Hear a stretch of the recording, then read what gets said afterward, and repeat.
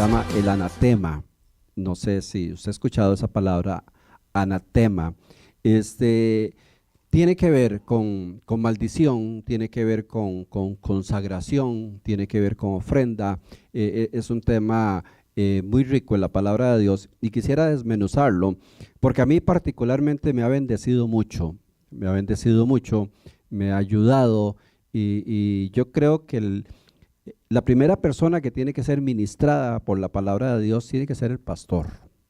Cuando uno estudia la palabra de Dios, uno tiene que se somete a ella y es confrontado.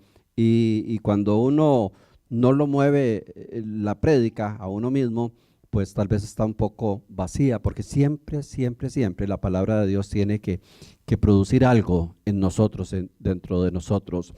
El ser humano, por naturaleza, lo que más le cuesta en esta vida es obedecer, ¿cierto? Obedecer. Es lo primero que instintivamente un niño aprende y comienza a desarrollar desde muy corta edad, la desobediencia. Lo primero que anda el padre detrás del niño, no toque, le dije que no toque, no haga eso, y el niño lo hace inconscientemente, sin un grado de maldad, pero lo hace. Porque nosotros traemos la desobediencia como el pecado original que nos separó de Dios. Entonces, al entrar bajo maldición el hombre, parte de la maldición es esa traslación generacional de desobedecer. Entonces a nosotros, yo no sé a usted, pero a nosotros nos cuesta obedecer. Yo quisiera saber si a alguien acá le cuesta obedecer, que levante su mano. Sean obedientes. Los que no levantaron la mano deben tener alguna situación de artritis o que no trajeron el brazo, pero yo creo que a todos nos cuesta obedecer, a todos nos cuesta obedecer. Más cuando lo que nos están diciendo que obedezcamos no nos parece un poco tonto, ¿verdad? Cuando es alguna regla ahí que tal vez esas son payasadas, ahí es donde más nos cuesta obedecer. Y cuando nosotros tenemos un plan y queremos desarrollarlo, queremos hacer algo, y vemos que no nos permiten hacerlo, no lo sentimos como un acto de beneficio, sino como una agresión. O sea, como que no nos quieren. El niño cuando ve que quiere hacer algo y su mamá o su papá le dice que no, el niño se siente como agredido, como que el papá no lo quiere. Si la mamá le dice, no, en esta área no juegue, aquí está la estufa, aquí no se juega, el niño se enoja porque él siente que lo están agrediendo. Y nosotros nos comportamos como niños. Muchas veces cuando somos confrontados con la palabra de Dios, encontramos cosas que no nos cierran, que no nos gustan y creemos que o Dios es malo o que los que nos están enseñando nos quieren complicar la vida. Pero todo lo que Dios ha establecido tiene un propósito y todo lo que Dios ha dicho a cada uno de nosotros, al pueblo, a la familia, tiene un importante propósito. Entonces, lo entendamos o no lo entendamos, nuestro deber es obedecer. Pero quiero decirles que cuando obedecemos, vamos luchando con nuestra propia naturaleza, vamos en contra de nuestra naturaleza. La palabra anatema es una palabra de origen griego que lo que quiere decir es maldición, pero también quiere decir consagrado para destruir. O sea, algo que está destinado a ser destruido. La palabra consagrar, cuando algo está consagrado, es que está destinado, dirigido a.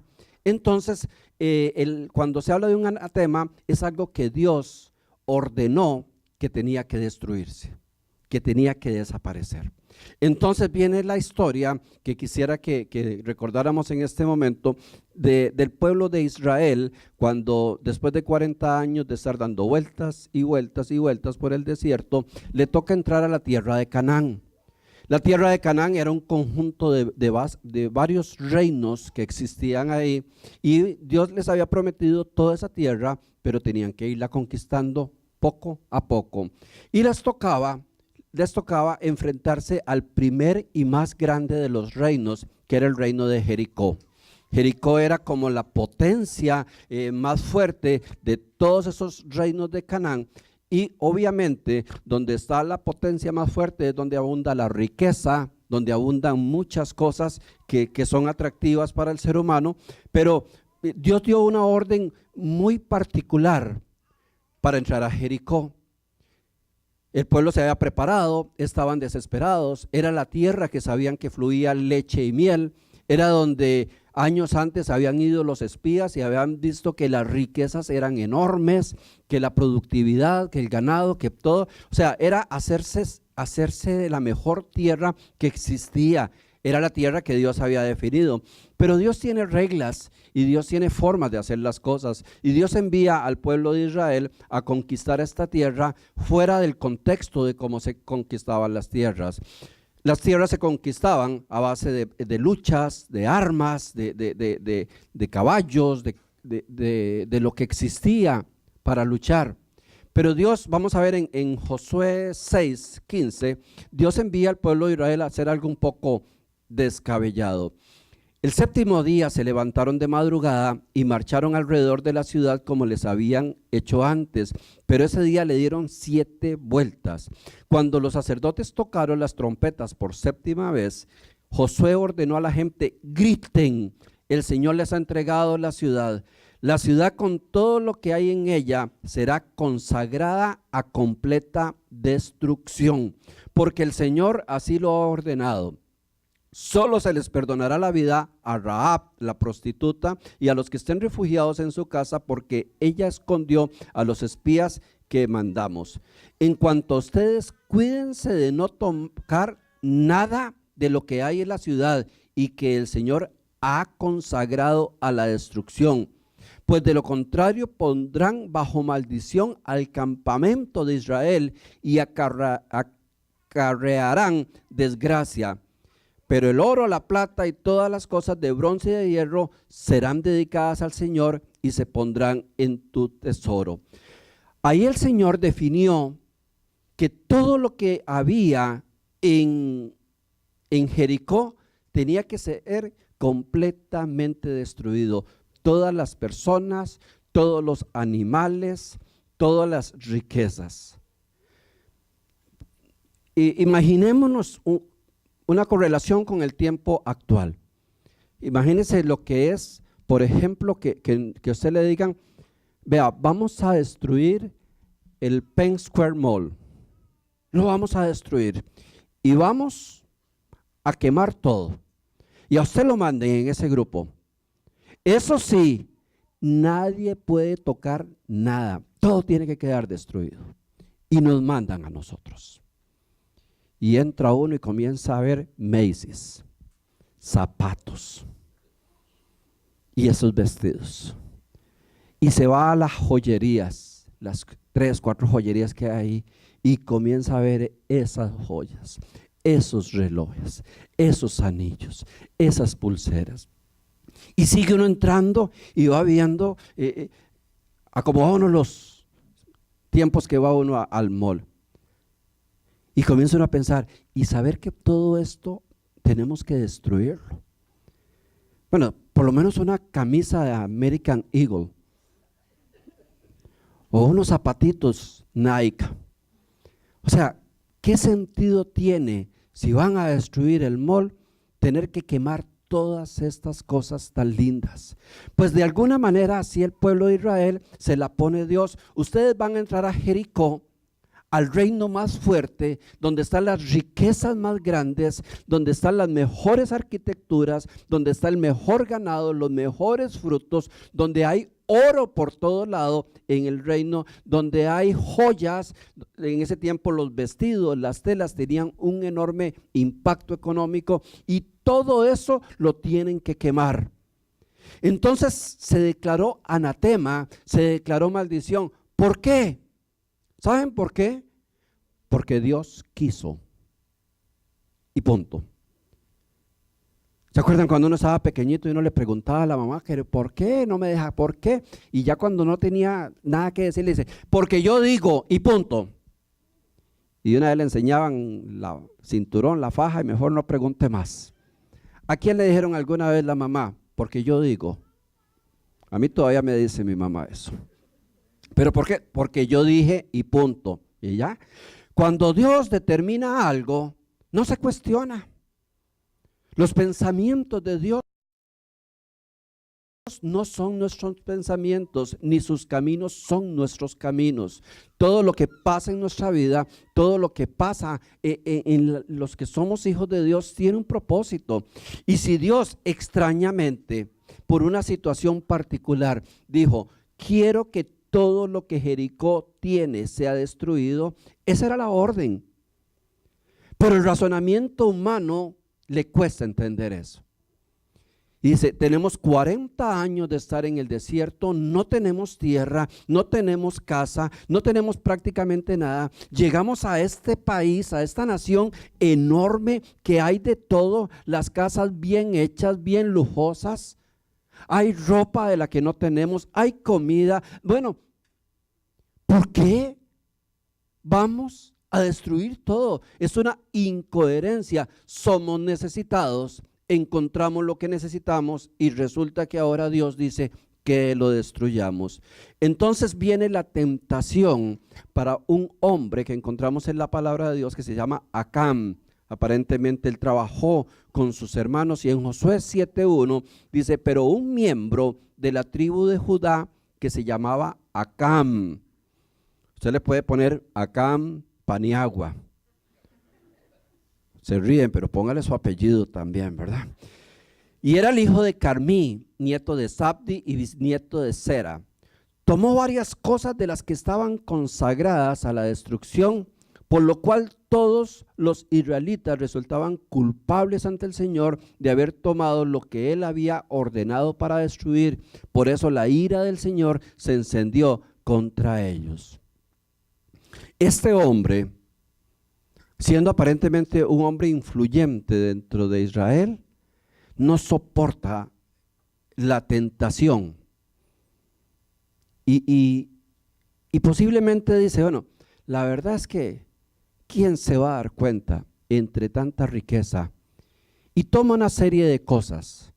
Dice que tomó un manto babilonio, que eso tenía una connotación de riqueza enorme. Era como tal vez haber agarrado el mejor vehículo del dealer, ¿verdad? Era lo más valioso. Se encontró unas cuantas monedas de plata y se las echó a la bolsa. Y se encontró una barrita de oro sólido que dice que pesaba medio kilo, que son como libra y media por ahí. ¿Quién le gustaría encontrarse una barra? Yo todavía sueño con eso. A veces voy caminando y digo, qué bonito que me encontrara una barra de estas, que alguien se le haya caído. Se le soluciona un montón de cosas a uno. Cuando él se roba esas cosas, él cae en una tentación, pero como dice la palabra de Dios, mete en maldición a todo el pueblo de Israel. Porque nosotros somos un pueblo. Cuando el hombre le falla a Dios, no solo se mete él en un problema, sino que mete a todos los que están rodeándole. Principalmente los que somos ministros de Dios. Cuando caemos en una situación que Dios no permite, no solo estamos afectando nuestra vida, sino estamos afectando la vida de toda la gente que está en la iglesia. Por eso es que vemos situaciones muy duras, muy difíciles, de iglesias que se desintegran, que caen y de todo, porque el hombre de Dios falló y no solo se contaminó él, sino contaminó toda la iglesia. Entonces él lo menosprecia y él dice, pues entre tanta riqueza, entre las toneladas de oro que hay acá, ¿qué tiene una barrita de medio kilo? Es más, ni para gastarla, es para tener un souvenir. Es para tener un recuerdito. Esas monedas son para recordar la victoria que Dios nos dio. Ese manto es para recordar, y uno justifica o puede justificar de alguna manera lo que Dios había dicho que era anatema, consagrado para ser destruido, bajo la advertencia, el que lo haga no solo entra en maldición él, sino que va a traer maldición para todo el pueblo. Pasaron unos días y yo me imagino a cómo era el pueblo de Israel históricamente. Era un pueblo que celebraba las victorias, y hacía grandes fiestas, grandes tributos a Dios, alabanza, adoración, y era una belleza ver al pueblo gritando, alabando a Dios por la victoria, porque la victoria fue magna. O sea, cuando ellos van a tomar Jericó y los ponen a dar 7 días una vuelta a Jericó, durante 7 días, y el séptimo día los tomas Samuel y dice, hoy no van a dar uno, hoy van a dar 7. Era la ciudad fortificada más grande. Saben que de esos muros todavía existen pedazos, y no eran muros como una tapia o como el muro que quiere hacer Donald Trump, delgadito. No, eran muros donde se podía construir hasta casas encima del muro. Eran enormes, eran como la muralla china, han visto que se camina y todo por ellos. Bueno, en ese muro era imposible prácticamente de que alguien lo pudiera botar, y ellos obedientemente, y tal vez pensando hasta, bueno, que esto no tiene sentido, dan 7 vueltas, y a las 7 vueltas Josué les dice, ahora griten, y comienzan a gritar y gritar y gritar, y los muros se vienen hacia adentro y caen, se destroza, y ellos toman posesión. O sea, eran fiestas, y yo me imagino todo el pueblo de Israel días después danzando, alabando a Dios, glorificando a Dios por las grandes cosas que Dios había hecho. Pero posiblemente dentro de ese grupo que estaba alabando y glorificando a Dios, ¿saben quién estaba? Acán, de fiesta, celebrando. Porque cuando él desobedece y él llega y no pasó nada, al ser humano cae en esa idea de que, bueno, si no pasó nada, es que no hay problema. Si no me agarraron, no hay problema. Y él está tranquilo, y el pecado, a como van pasando los días y van pasando los días, se va olvidando, se va olvidando. Y ya lo que hice, que Dios había dicho que era anatema, que era prohibido, ya ni me acuerdo, ya ni me acuerdo. Así le pasó a David. David pecó, tuvo un hijo, y el hijo andaba por todo lado y pensó que nadie se había dado cuenta, que nunca iba a pasar nada, hasta que llegó el día del juicio para él. Pero desgraciadamente para Acán, los días de felicidad se acaban. Dice que él enterró sus tesoros en la tienda, hizo un hueco y ahí puso su tesorito. Dice, bueno, cuando ya nos instalemos en Jericó, esto va a ser de gran valor. Yo me imagino los primeros días después de que él había hecho lo que Dios, tal vez con cierto sustillo, decir, uy, me irá a pasar algo, se irán a dar cuenta, irá a traer una consecuencia. Pero pasó un día, otro día, y pasaron semanas o no sabemos si meses, y al hombre se le olvidó completamente. Como usted y yo tal vez muchas veces hemos pensado, bueno, hice esto bien malo, pero gracias a Dios no trajo ninguna consecuencia. Cuidado, cuidado, cuidado con el anatema que a veces traemos a nuestra vida, que a veces permitimos que está, con lo que Dios maldijo, con lo que Dios prohibió, con lo que Dios dijo, esto no se hace. Llegó el día donde el juicio de Dios llega a Acán, tal vez cuando no menos se lo esperaban. Pero sucede algo antes de eso. Dice que como les había ido tan bien, ya les tocaba conquistar a Israel, les tocaba conquistar el próximo reino, que se llamaba el reino de Ai. No era que les dolía, así se llamaba Ai.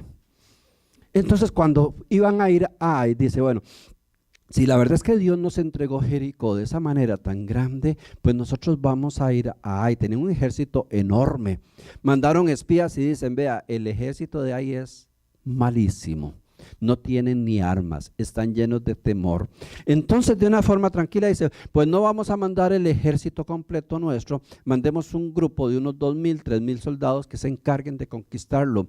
Cuando ellos iban a conquistar, pues mandaban cerca de 50, 60, 70,000 personas a conquistar, pero mandaron un grupito porque ya la tenían segura, porque sabían que ya la habían superado. Y cuando llegan a Ai, dice que que la gracia de Dios se quita de ellos. Dice Josué 7:4, así pues, unos 3,000 hombres subieron a atacar a Ai, pero los de Ai los derrotaron y los hicieron huir. Mataron como a 36 israelitas y a los demás los persiguieron desde las puertas de la ciudad hasta las canteras y en bajada los destrozaron. Por esta razón, la gente se desanimó y perdió el valor. Se fueron a enfrentar y los avergonzaron, los destrozaron. Primero mataron 36 personas y cuando se mataron 36 personas son 36 familias sufriendo, porque ahí no tenía ni siquiera que venir una persona con un solo rasguño, porque habían conquistado Jericó sin ni siquiera levantar un arma, porque Dios era el que luchaba por ellos. Josué, ignorando lo que había pasado, le clama a Dios. Y dice en el versículo 9, dice, Josué le pregunta a Dios qué pasó. Ay, Señor, ¿para qué hiciste que este pueblo pasara el río Jordán?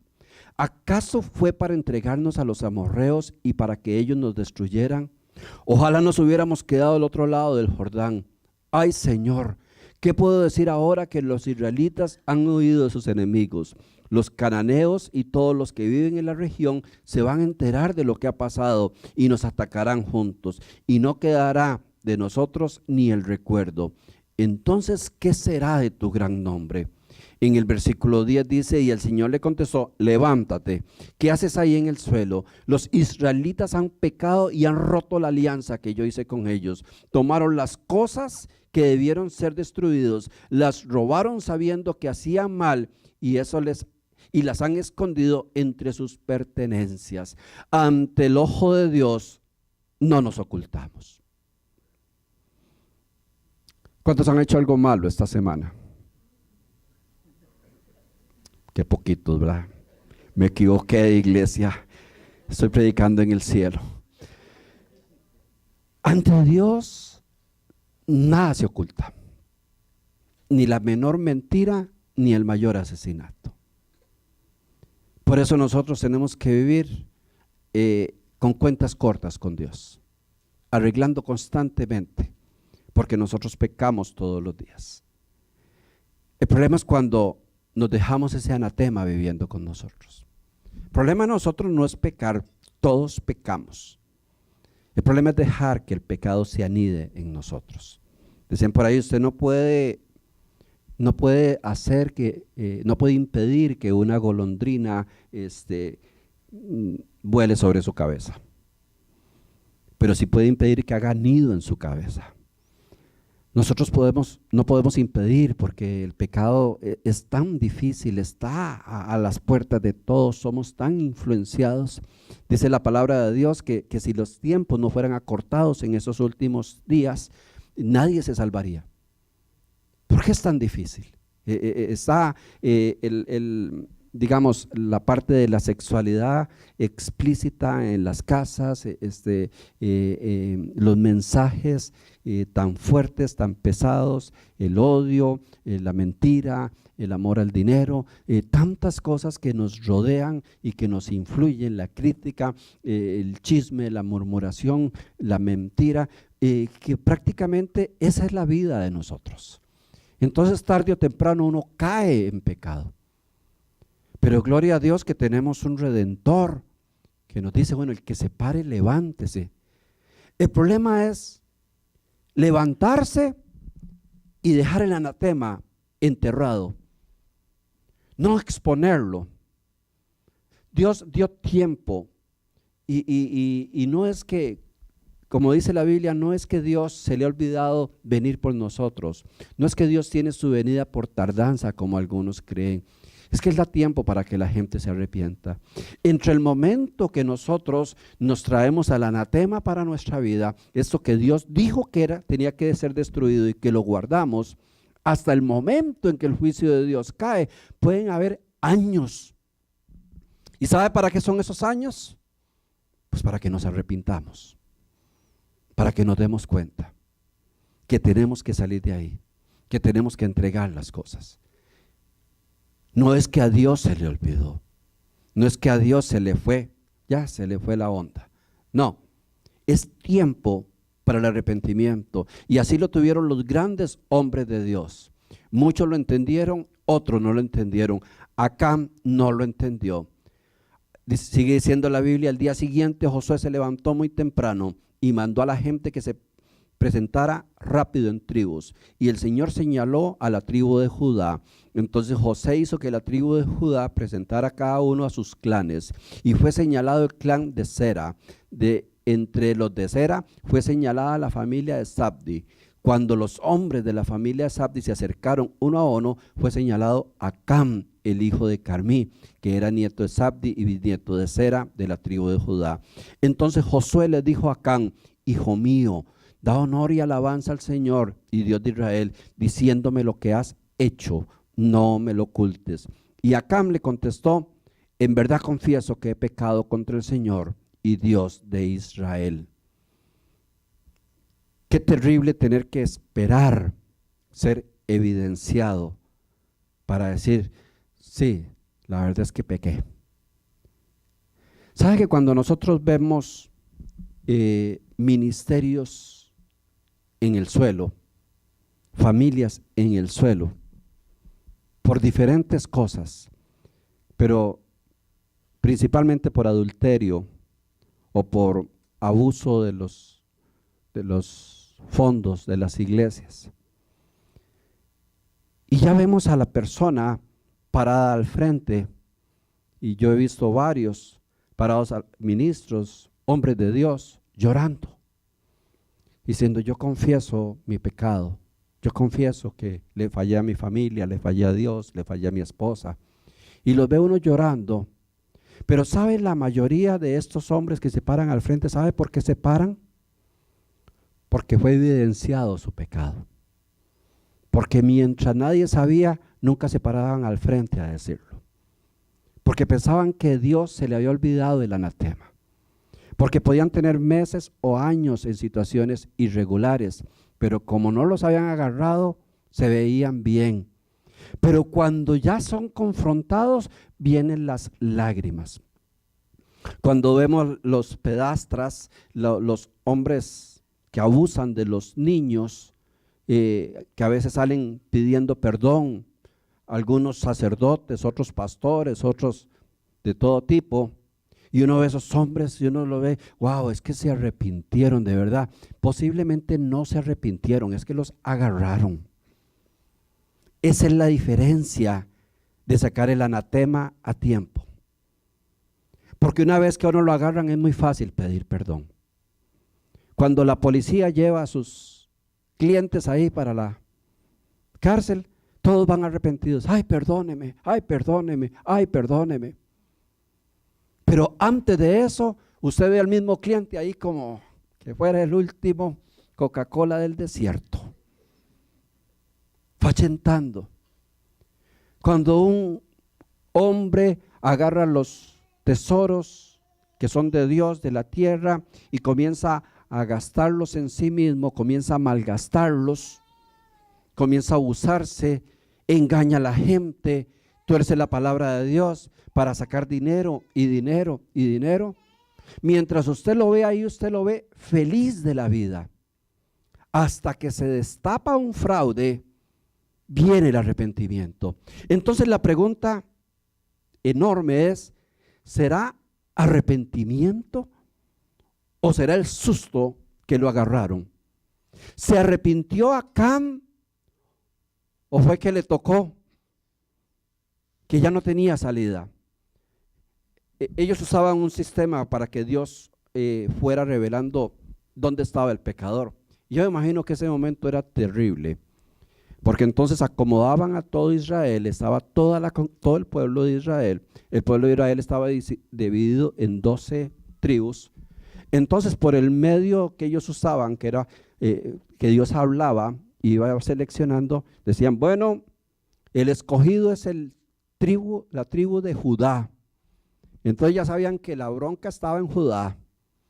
Entonces todos los 11 hacían: qué dicha, no fui yo.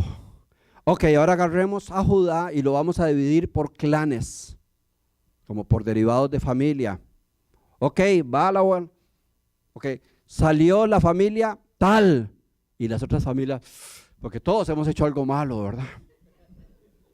Yo creo que si aquí vienen y nos hacen eso y comienzan a decir, vamos a sacar los pecadores de la semana, y dice, es la familia González, y todo el mundo, fue Olga y Joque.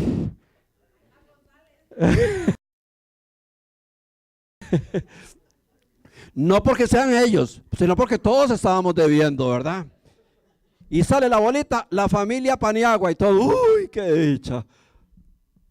Y bueno, así iban y yo creo que acá diciendo, uy, ya salió Judá, ya salió clan, ya salió la familia, hasta que ya queda en la mínima expresión y tira la bolita y es Acán. Entonces ahí sí es muy fácil ver a este hombre decir lo que acaba de decir. En verdad que he pecado contra el Señor y el Dios de Israel. Arrepentido, no lo creo. Lo agarraron, que fue otra cosa. Hoy antes de venir me estaba viendo un canal de televisión que hablaban de las fronteras y estaban hablando de las fronteras en Sudamérica. Y bien interesante cómo agarra a la gente pasando contrabando. Pero ahí no solo droga, pasan láminas para techo, perros, peluches, de todo, cigarros, cremas, porque y es a todo el que agarran se arrepiente. Yo digo, qué bonito, ¿verdad? Una señora con una cara que parecía a mi abuelita, como para una postal. Y yo hasta ya estaba enojado con el policía. Digo, qué mal que la trata. A ver, señora, abre esa caja. Ay, no, que son para mis nieticos. Señora, abre esa caja. Y traía medicinas para traficar y para vender de Venezuela a otro lado, pero un montón de... Y todavía le dicen, ¿y esto qué es? Es que yo padezco mucho. Ay, qué vergüenza. Era como 4,000 de lo mismo. Padecía mucho. Entonces, clásico, todos los que agarran piden perdón y se arrepienten. ¿Creen ustedes que se arrepintieron? No, los agarraron. El que se arrepintió antes de que lo agarra, va y se entrega. Pero ya que lo agarraron, que Dios aproveche el arrepentimiento para que la persona se levante, sí, esa es la misericordia de Dios. Pero que el ser humano actúa así con los anatemas es terrible. Después de esto, dice que luego llevaron a Acán al valle de Acor junto con la plata, el manto, la barra de oro, sus hijos, sus hijas, sus bueyes, asnos, ovejas y su tienda y todo lo que era suyo. Josué le dijo, ¿por qué me trajiste esa desgracia sobre nosotros? Ahora que el Señor haga caer sobre ti la desgracia que nos trajiste. Dicho esto, todos los israelitas mataron a pedradas a Acán y a los suyos y luego los quemaron. Decía un dicho, el que hace un trato con el diablo, con llevárselo le paga. Al final, cuando desobedecemos lo que Dios ha establecido, lo que viene sobre nuestra vida son puras desgracias, pero puras desgracias. Por eso es que cuando leía esto yo decía, Señor, grande es tu misericordia. Pero la palabra de Dios es que es grande es tu misericordia para que nos arrepintamos, no para que sigamos ocultando el anatema. En tiempos modernos podemos decir que el anatema, para que no suene esa palabra tan griega, es el pecado oculto. No hablemos de los pecadillos esos de que todos los días nos pasan y que no están bien, que nos enojamos con la esposa, que alguien saludó con un dedo al carro que venía a la par, nada más. Cositas tal vez pequeñas. Yo les conté que yo he robado en Walmart, ¿sí? Tengo ese historial. Lo he confesado en todo lado, menos en Walmart, ¿verdad? Pero sí lo devolví, o sea, sí me arrepentí. No crean que es que van a ir a Walmart a robar ahora. Estaba en auto, eso que uno paga solo, y metía la tarjeta y me decía que no, y había un gringo haciéndome una cara que ya me botaba y lo metí y me decía que no y que otra vez y la gente, ¿qué? Entonces agarré la bolsita, eché todo y me fui para el carro. Había un papelillo ahí, lo agarré y lo llevaba al papel de la mano ahí, como que yo era pagado. Me lo robé. No acuerdo qué era, pero me lo robé. Y después fui y le expliqué a la gente, me pasó tal y tal. Qué payaso, ¿por qué vino? Bueno, porque el problema es con Dios. El problema es con Dios. ¿Cuántos han robado en Walmart? Me equivoqué, iglesia. Se los pongo más fácil. ¿Cuántos se han comido una uva en Walmart? Bueno. Y ahí decía, ¿puede tomar una? No. Coma las que quiera. O decía, o tenía precio, ¿no? Ok. Todos fallamos a Dios, pero hay algo que es el anatema, que es lo que Dios consagró a destrucción. Lo que Dios dijo, esto no lo permito, esto se destruye. Y el que toma esto, toma maldición, no solo para ti, sino para todos los tuyos. Y esas son palabras mayores. Ese es el pecado oculto. Ese que ni siquiera el esposo o la esposa sabe, ni los hijos, nadie sabe. Eso que tenemos tan escondido que ni si supieran. Ese que tenemos enterrado en nuestra tienda, que cualquiera puede entrar a la tienda y decir, qué linda tienda, qué bonita la tienen, pero solo uno sabe que está enterrado debajo de donde está parada la persona. Ese anatema que puede ser cualquier cosa y que yo no estoy aquí para juzgar a nadie. Yo estoy aquí para aplicarlo en mi vida y para decir, Señor, mi pecado oculto dejará de ser oculto porque voy a desenterrarlo, voy a exponerlo, voy a arrepentirme antes de que venga tu juicio. Porque tenemos un Dios que es grande en misericordia y lento para la ira, pero que cuando se enoja, se enoja. Que es un Dios que cuando se acaba el tiempo, aplica su ley. Y ahí es donde vemos millones de personas desesperadas en estos momentos por lo que están viviendo. Pero cuando conversas con esos millones de personas y abren su corazón, ¿sabe qué te sacan? El anatema. No, pastor, la verdad es que yo me metí en tal cosa. Yo hice esto. Yo tengo tal situación. No porque tengas un amante hace 5 años, es que Dios no se ha dado cuenta o que se acostumbró o que ya está de acuerdo contigo. Es un anatema. No porque robes o desfalques, es porque Dios lo aprobara. Es simplemente porque Dios está y me está dando tiempo antes de que caiga su ira. Y yo esa semana preparando esta palabra que Dios puso en mi corazón y aplicándola en mi vida, como les dije al principio, el primero que tiene que aplicar esta palabra en la vida soy yo. Porque si no, no puedo tener autoridad moral para decírselas a ustedes. Hice un escarbadero en la sala de mi tienda, ¿verdad?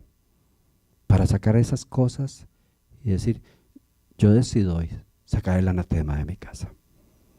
Yo decido hoy sacar, aunque sea muy lindo, aunque sea muy valioso, aunque sea indispensable. Porque es mejor entrar manco o cojo al reino de los cielos que enterito al infierno. Y no lo digo yo, lo dice la palabra. Póngase.